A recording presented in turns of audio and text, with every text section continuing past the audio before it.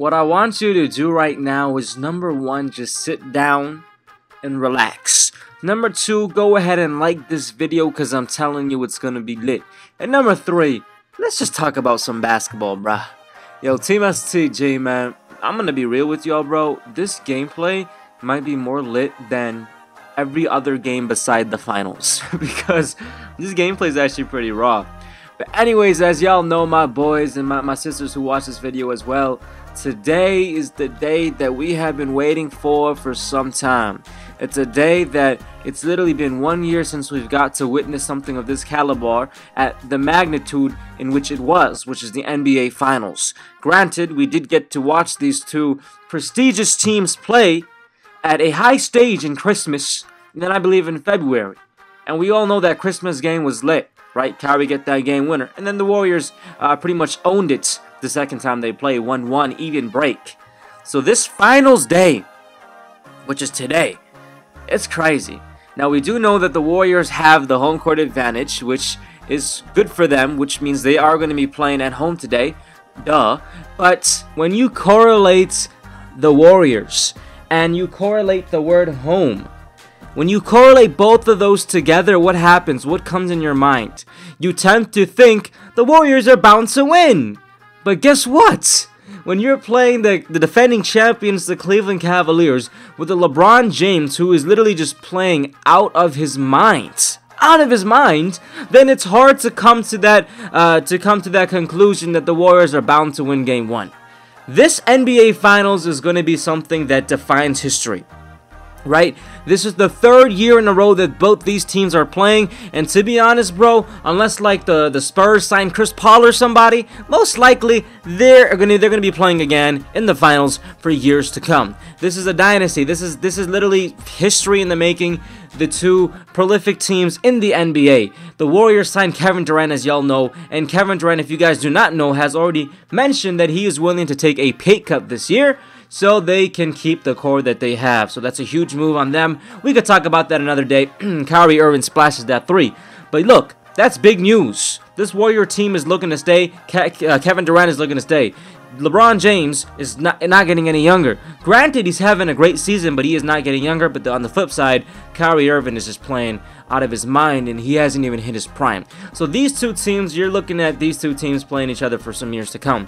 But nonetheless, we have to look at what is in front of us. We have to look at our apparent details.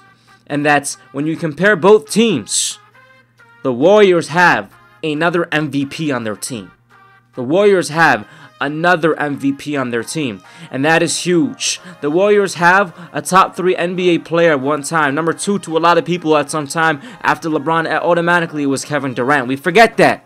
We forget that level that Kevin Durant had in the eyes of people. Right? It's crazy. So that's a huge advantage for this team, because after games and games, LeBron and Kyrie, they're going to get tired. They're going to get fatigued.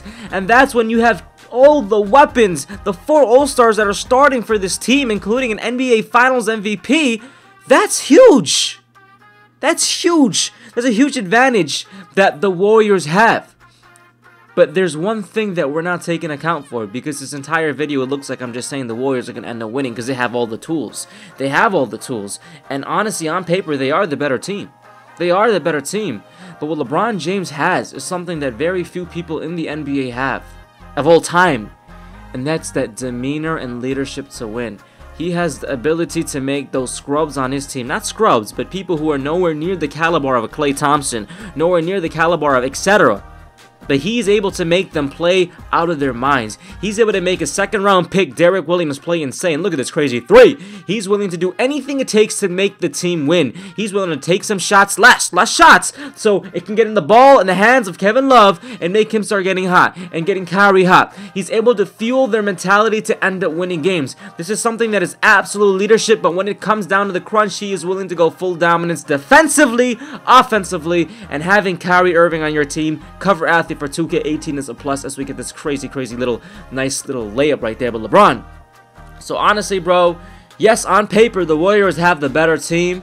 They had the better team last year as well, but we did see that will to win that LeBron James had. And when this man becomes a freight train, and when he plays like he played in Game 6 against the Celtics when he was in Miami, when they all doubted him, when it was done, he was about to lose, but he went off that game, and obviously ended up winning Game 7. If that LeBron James shows up, and then you get Kyrie Irving, who's been playing and plays well, does not disappear in the finals, then this Cavaliers team has a great shot to win. I want the Cavs to win. The Warriors are looking likely, but I'm rooting for the Cavs if LeBron ends up winning this year, defeating one of the greatest NBA teams to step foot on the earth, which is the Warriors, because they picked up Kevin Durant. Then you're looking at a huge discussion of the GOAT between Jordan and LeBron. Hope you all enjoyed.